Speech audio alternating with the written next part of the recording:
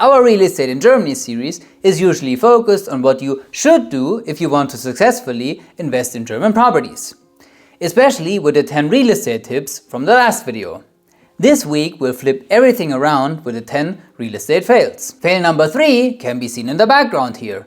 Oopsie daisy, suddenly there's a lot of mold all over. So let's talk about the 10 real estate fails that you want to avoid at all costs to be successfully investing in real estate in Germany. Because speaking about costs, removing this mold will cost the investor a ton of money. And it was so avoidable.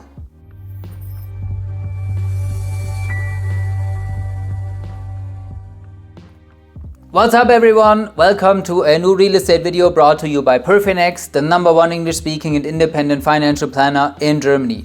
My name is Axel and today we'll talk about the 10 real estate fails that might lead you into buying the wrong property or no property at all, which is equally bad. Let's start with real estate fail number 1, having no strategy before you start. I mean, think about it. If you don't know where you want to go, how do you want to make the first step in the right direction?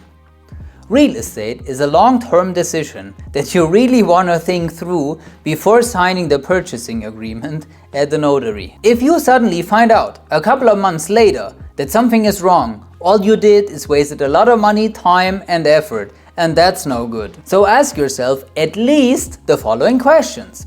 How does your life look like in the next couple of years?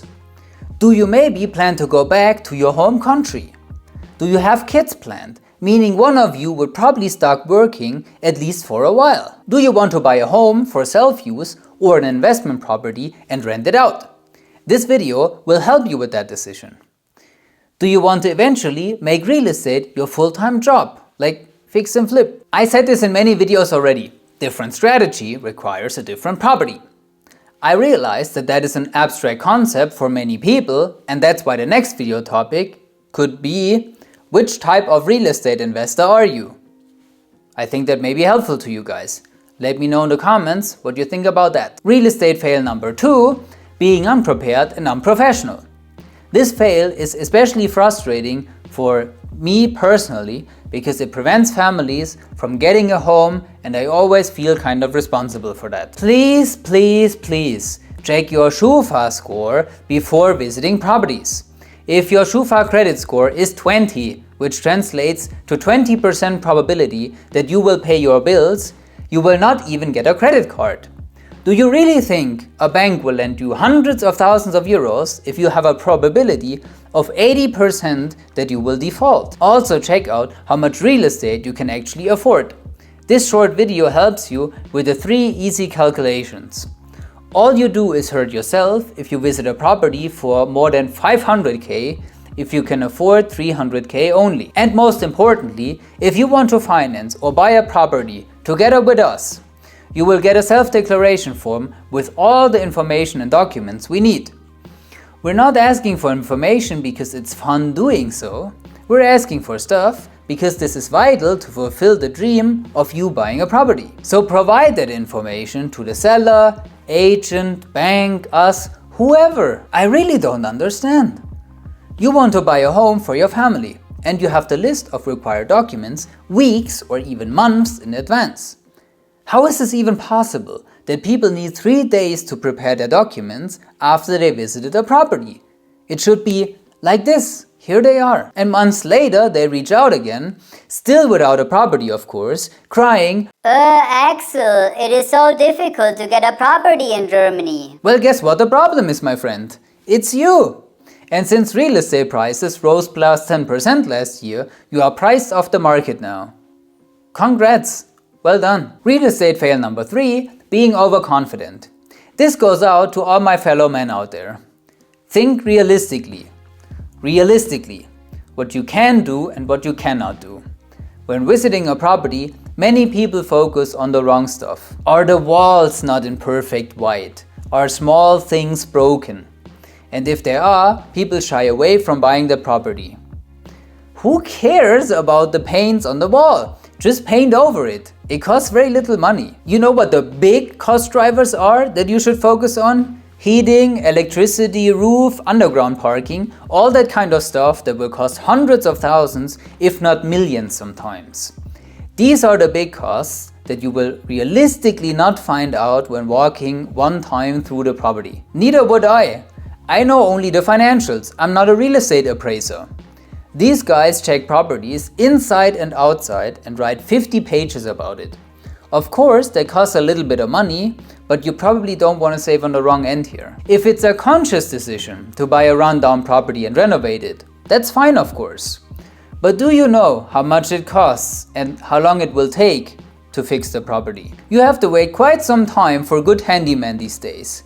And the bank will not just lend you tens of thousands of euros for renovation. They want to know exactly how much money and what you will use that money for. And they want their money back. Real estate fail number 4, searching for the perfect property. If you search for that perfect property, that unicorn, you will search forever.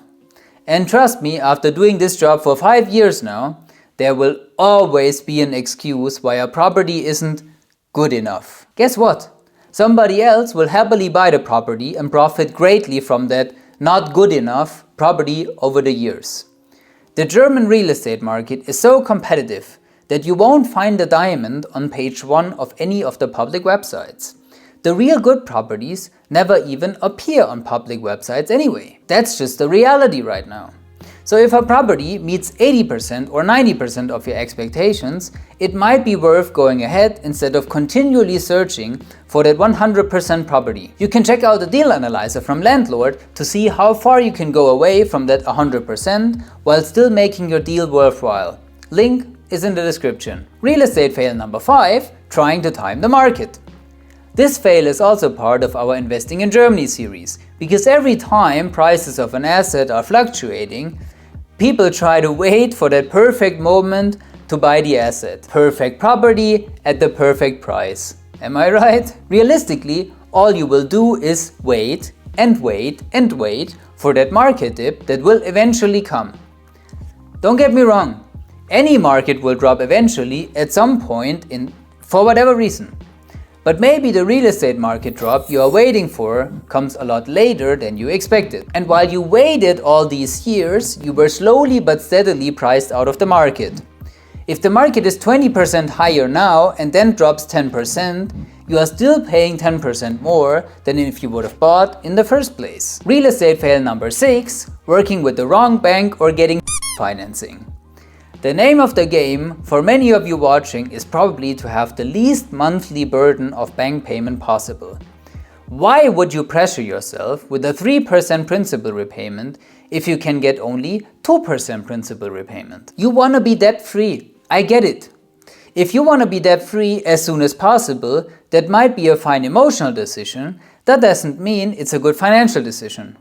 Rather negotiate to have a higher Sondertilgung than pressuring yourself with a high monthly payment. What if you lose your job? Kurzarbeit. Imagine you lose your job and your property shortly thereafter. What if you get a child and one of you stops working? When the financial contract is signed, you will have pretty hefty penalties if you want to change it afterwards. Or even worse, signing the purchasing agreement at the notary without having the written financing confirmation from your bank. You realize the notary meeting is legally binding for everyone involved, right? What you gonna do if no bank finances you after the notary meeting? Real estate fail number 7, renting out to the first best tenant. At least check their Schufa score. Get a statement from their previous landlord how they treated the previous property. Check their financial situation. Do some research and don't trust everything that they're saying. Imagine your tenant stops paying rent while you still have to pay the bank. You might get 400 euros from the tenant and you have to pay the bank 400. That's 800 euros out of the window every single month. Who can afford that? And if the tenant is not moving out voluntarily, you have to sue him out of your property. Meaning you not just have to pay the bank, but also lawyers, court, probably renovations after he finally has to leave in 2 to 3 years. If you can pay for these renovations and are not financially ruined at that point. That's why many property developers we work with come with full service tenant management and rent pool so that your dream property will not end up as nightmare. Real estate fail number 8, going all out with the purchase. Here in Germany we fix interest rates usually for 10 or 15 years. You can do more like 20-25 years, but that is really expensive and more banks drop out the longer that you want to fix your interest rate. There's very little banks that fix for 30 years, even though they would be making a lot of money with the super high interest rate that you would be paying for fixing it that long. In 10 or 15 years, you have paid off maybe 20-25% of the property, meaning you have to refinance with maybe new market conditions you didn't expect 10 years ago when you bought your property. Want an example? Pre-pandemic, the principal repayment was usually 1%, sometimes just 0.5%. As of today, banks want 2% principal repayment, sometimes even 2.5%. So a casual 4 times increase over the last 10 years. Might be a little tough to pay that much if you went all out in the first place, right? Rather start small and diversify than being left pants down with no money left. That's one of the real estate tips from the last video, by the way. Speaking of being left pants down, forget that. Speaking of being left with no money, real estate fail number 9, having no cash reserves. We tell you in many videos that you should have an emergency fund of at least 3 months of expenses if you're an employee. This is especially important when owning real estate. Then you probably want to upgrade that to 6 months, depending on the size of your emergency fund compared to the size of your property. I realize it sucks to have so much money on a 0% bank account, and that's why we have a video showing you the best savings accounts in Europe with the best interest rate out there. And after you fill that emergency fund, you can start to invest that money. That's what many real estate investors do that work with us.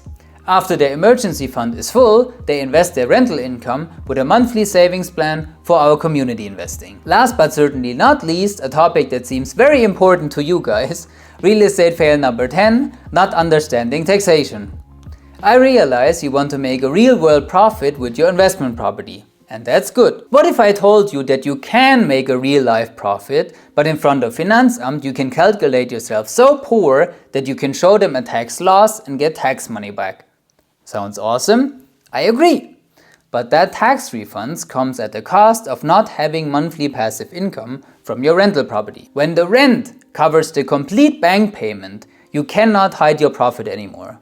The German tax system doesn't have that many loopholes. Investing in German real estate is mostly a tax game that you probably want to understand first before making a big mistake that will cost you thousands of euros in tax refund later on. And that's why the real estate tax video will come soon. Just don't do any of these real estate fails until then and you'll be fine. See you next week, guys.